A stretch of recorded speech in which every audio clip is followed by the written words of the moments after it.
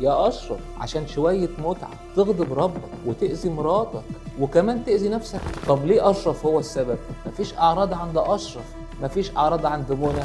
هو مين منى وأشرف؟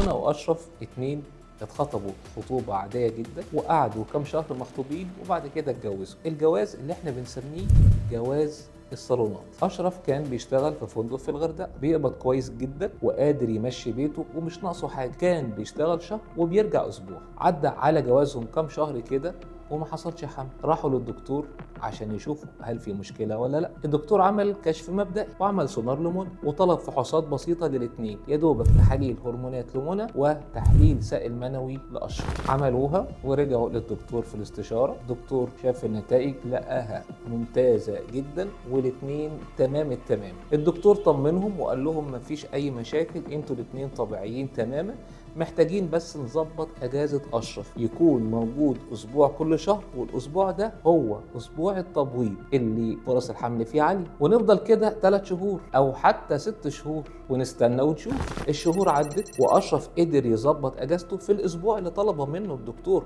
اسبوع اللي بيحصل فيه تبويض، اسبوع الفرص الحمل فيه عاليه. والشهور برضه عدت وبرضه ما حصلش حمل. رجعوا طبعا لنفس الدكتور تاني وقال لهم طالما وصلنا لكده يبقى محتاجين نعمل اشعه اسمها اشعه بالصبغه على الانابيب اللي هي اسمها قنوات فالوب. منى اول ما سمعت كلمه صبغه اترعبت، وبعد ما خرجوا من الدكتور طلبت من اشرف ان يومين 3 كده ويروحوا لدكتور تاني. وفعلا راحوا لدكتور تاني، والدكتور التاني برضه اكد نفس الكلام اللي قاله الدكتور الاولاني بس زود عليه حته. قال لها يا منى لو انت خايفه من الاشعه بالصبغه يبقى البديل ان احنا هنعمل حاجه اسمها منظار بطن. يعني منظار البطن ده عدسه صغيره كده بتخش من جدار البطن من فتحه صغيره، ومنى كده كده هتبقى واخده بنك مش حاسه بحاجه. من خلال العدسه دي بنخش للجزء الاسفل من تجويف البطن اللي فيه الرحم والانابيب والمبايض اللي احنا بنسميه الحوض او تجويف الحوض. خرجوا منى واشرف من عند الدكتور وقعدوا كده ايام ووصلوا الاسبوع وهم عمالين يفكروا، وفي الاخر وصلوا القرار. قرروا ان منى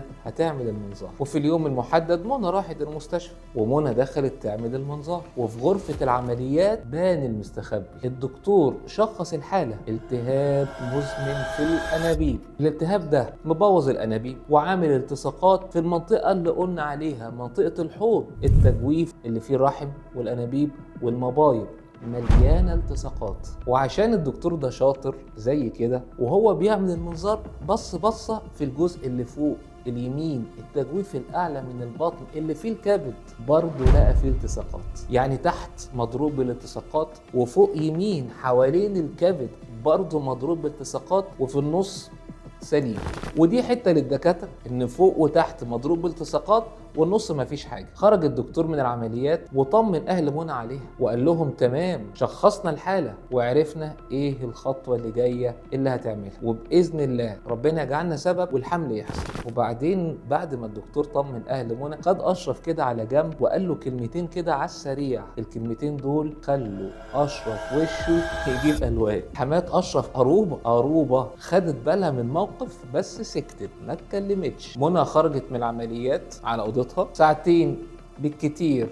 منى فاقت من البنك وصحتها بقت تمام والدكاتره اطمنوا عليها. وبعدها ب6 ساعات بالكتير الدكاتره اطمنوا على منى وادوها تصريح بالخروج من المستشفى، وطلبوا منها انها تيجي في زياره بعد اسبوع عند الدكتور المعالج في زياره اسمها استشارة العملية.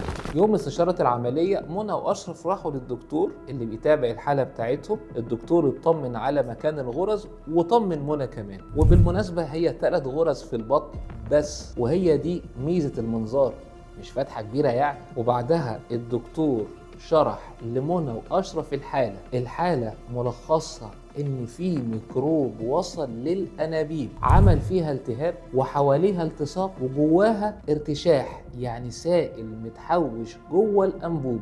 وطالما الانابيب بايظه يبقى البيضات والحيوانات المنويه مش هيعرفوا يتقابلوا مع بعض بالصوره التلقائيه، وطالما الاتنين يبقى مفيش حل للحمل بعد مشيئة ربنا إلا الحقن المجهري. الكلمتين دول نزلوا زي الدش البارد على دماغ منى اللي دخلت في دور تتنيح واندهاش. اما اشرف فعشان سمع الكلام ده قبل كده، عارفين امتى؟ لما كان في المستشفى بعد العمليه والدكتور اخده على جنب وقعد يقول له كلمتين المفروض يكون هادي وراسي، لكن الغريب ان اشرف وشه جاب الوان اكتر من اللي حصل له في المستشفى. طب السؤال هو ليه ده كان رد اشرف، رد فعله يعني في المرتين لما كان في المستشفى ودلوقتي في العيادة؟ بس للأسف أشرف هو السبب. طب ليه أشرف هو السبب؟ تعالوا نرجع كده لما كان بيشتغل وما زال في الفندق بتاع الغردقة. أصل البيه غلط مع واحدة من الزباين اللي في الفندق، وانتوا فاهمين طبعا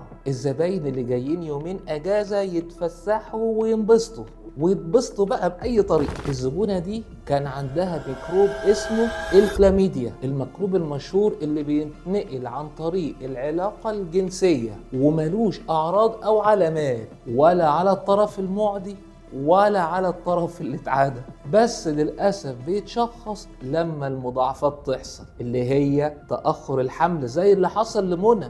مفيش أعراض عند أشرف، مفيش أعراض عند منى، بس في تأخر حمل. يا أشرف عشان شوية متعة تغضب ربك وتأذي مراتك وكمان تأذي نفسك. بتأذي نفسك إنك خليت فرص الحمل بالنسبة لكم ما بتبقاش إلا بعد مشيئة ربنا طبعا، إلا بالحقن المجهري.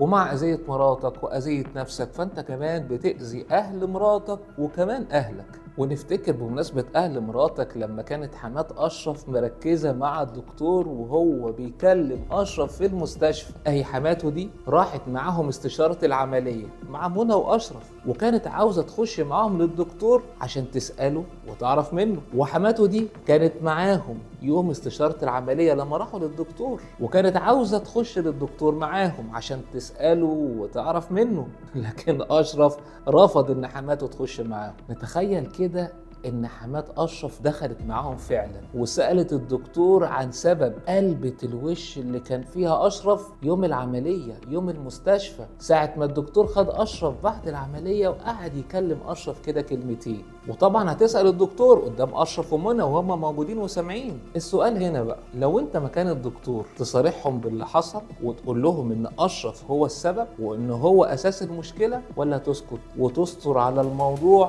وتحافظ على البيت؟ قول لي لو أنت مكان الدكتور هتعمل إيه؟ مستني إجاباتكم في التعليقات. دمتم سالمين.